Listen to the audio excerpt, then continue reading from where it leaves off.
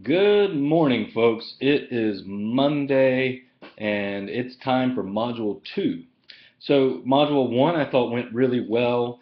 I really enjoyed the discussions that you guys posed for each other and really got into. I was conspicuously absent from the first week's discussion board because I just wanted to see how you guys would do on your own, and I thought you did wonderfully.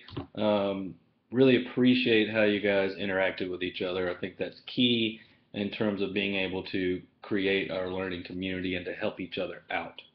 All right, a couple of things for this week. We're going to be really digging into the literature. I put a list in the module, in Module 2.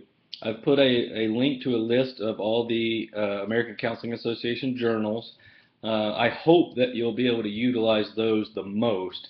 If not, you can also use APA journals if needed, and then even other professions journals as needed. But I would prefer that we stick with counseling journals as much as we can. Another thing that I want to share with you in terms of you conducting research, one thing that you have to do, and you probably learned this from your ethics portion last week, is you have to submit an application to the university's Institutional Review Board, also known as IRB. I have put in a folder on our D2L site labeled IRB. And in that folder right now there is a link to just the application process. There is a link to the various types of forms that you could apply with.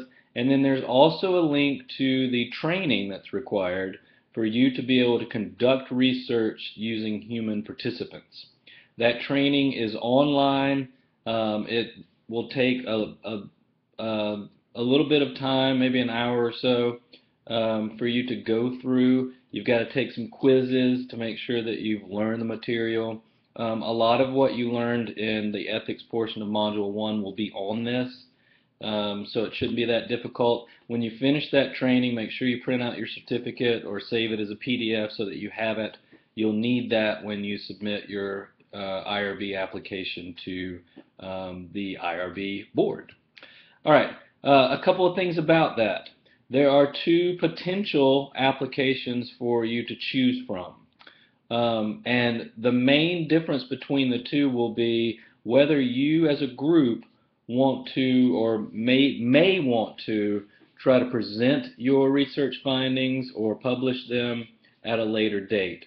So if you think that there's even a chance that you might want to do a presentation like we talked about the first night, then fill out the first application, which I believe is 1.1. That's the full IRB application.